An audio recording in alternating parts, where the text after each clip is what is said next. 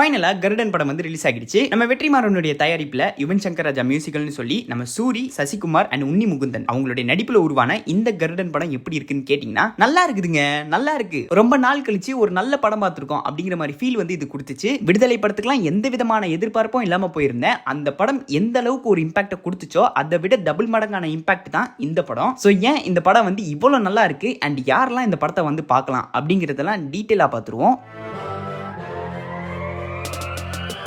அனைவருக்கும் வணக்கம் and welcome back to our channel. நீங்க பாக்குறது வாடவிடன்று. வீடியோ பிடிச்சிருந்தா லைக் பண்ணுங்க. ஃபர்ஸ்ட் ஆஃப் ஆல் இந்த படத்தோட ஸ்டோரி என்னன்னா, தேனி மாவட்டம் கோம்பைங்கிற கிராமத்துல இருக்கிற போலீஸ் ஸ்டேஷனுக்கு நம்ம சமுத்திரக்கனி இன்ஸ்பெக்டரா டிரான்ஸ்பர் ஆகுறாரு. வேலைக்கு சேர்ந்து 3 மாசத்துல வேலையை ரிசைன் பண்றேன்னு சொல்லி மேல் அதிகாரி கிட்ட கேட்க ப்ராப்பரான ரிப்போர்ட் இல்லாம உங்களை வந்து ரிசைன் பண்ண விட மாட்டோம் அப்படிங்கிற மாதிரி சொல்லிடுறாங்க. இது ஒரு பக்கம்னா, இன்னொரு பக்கம் ஆதி அண்ட் கர்ணா இவங்க 2 பேருமே வந்து நெருங்கிய நண்பர்களா இருப்பாங்க.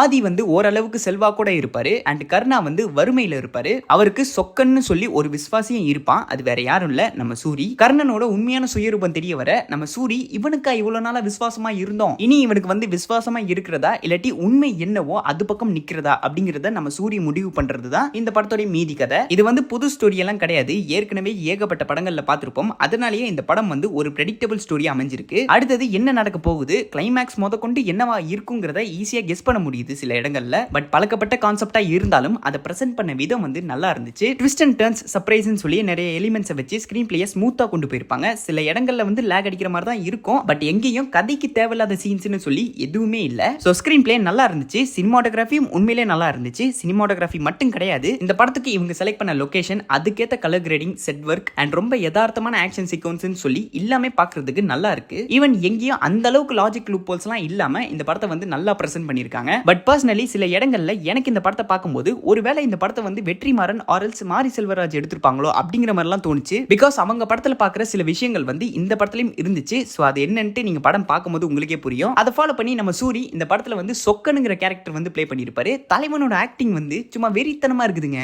காமெடியன் ரோல் மட்டுமே ப்ளே பண்ணவர் அந்த ஜோனை விட்டு வெளியே வந்து விடுதலை படத்துல அவர் இதுவரைக்கும் பண்ணாத ஒரு ரோல், அதுவும் லீடா ப்ளே பண்ணிருப்பாரு. அந்த படம் பார்க்கும்போது இது உண்மையிலேயே நம்ம சூரி தானா, நம்ம சூர்யா இப்படி நடிக்கிறாரு அப்படின்லாம் பேச வச்ச ஒரு படம். ஈவன் சில பேர் வந்து கண்ணுல விளக்கண்ணியை ஊத்தி இந்த படத்தை பார்த்துட்டு இருந்தாங்க. ஏதாச்சும் ஒரு ஃப்ரேம்லயாச்சும் நம்ம சூரியோட அந்த காமெடி லுக், அந்த ஃபன் ஃபேஸ் வந்து தெரிஞ்சிடுமா அப்படின்லாம் பார்த்துட்டு இருந்தாங்க. பட் அவர் நடிச்ச அத்தனை படங்களையுமே மறக்கிற அளவுக்கு ஒரு பெர்ஃபார்மன்ஸ் போட்டிருப்பாரு. அதை தொடர்ந்து இப்ப கருடன் விடுதலை படத்தோட கம்பேர் பண்ணும்போது இந்த படத்துல அவருடைய நடிப்பு வந்து ஒரு படி மேல இருந்துச்சு. லென்த்தான டயலாக் பேசுறதா இருக்கட்டும், சண்டை போடுற விதமா இருக்கட்டும், எல்லாமே வந்து யதார்த்தமா இருந்துச்சு. சிம்பிளா சொல்லணும்னா ஒட்டுமொத்த படத்திலையும் சிங்கிளா நின்னு கோல் அடிச்சிருப்பாரு. சோ நம்ம சூரி ஒரு பக்கம்னா, இன்னொரு பக்கம் சசிகுமார் அண்ட் உன்னி முகுந்தன். நம்ம சசிகுமார் வந்து ஆதிங்கிற கேரக்டர் அண்ட் உன்னி முகுந்தன் வந்து கர்ணனுங்கிற கேரக்டர் வந்து ப்ளே பண்ணிருப்பாங்க. நம்ம சூரியனுக்கு கொடுத்த அந்த வெயிட்டேஜுக்கு ஈக்குவலான வெயிட்டேஜ் வந்து இவங்களுக்குமே கொடுத்திருக்காங்க. யாருமே வந்து ஓவர் ப்ளே பண்ணிருக்க மாட்டாங்க. இவங்க மட்டும் இல்ல, இந்த படத்துல நடிச்ச மத்த ஆர்டிஸ்ட் எல்லாரும் கொடுத்த கேரக்டர் வந்து பக்காவா ப்ளே பண்ணிருப்பாங்க. சோ இந்த படத்துல காஸ்டிங் வந்து பக்காவா ஒர்க் ஆகிருக்கு. அதை தொடர்ந்து இந்த படத்தோட மியூசிக்கல் நம்ம யுவன் சங்கர் ராஜா. இந்த படத்துல சாங்ஸ் எல்லாம் அந்த அளவுக்கு ஒர்க் ஆகலனாலுமே பிஜிஎம் வந்து பங்கமா இருந்துச்சு. இன்டர்வல் பிளாக் அண்ட் கிளைமேக்ஸ்ல வந்த பிஜிஎம்லாம் உண்மையிலேயே வேற லெவலுங்க. அதாவது ஒரு பெரிய ஸ்டாருக்கு பிஜிஎம் போட்டா எப்படி இருக்குமோ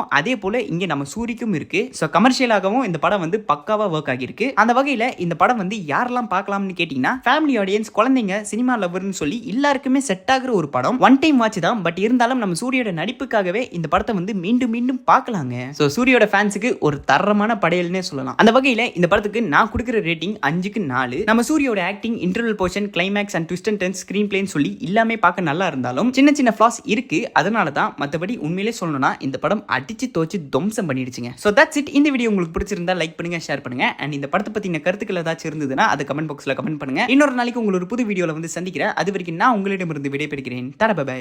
See you.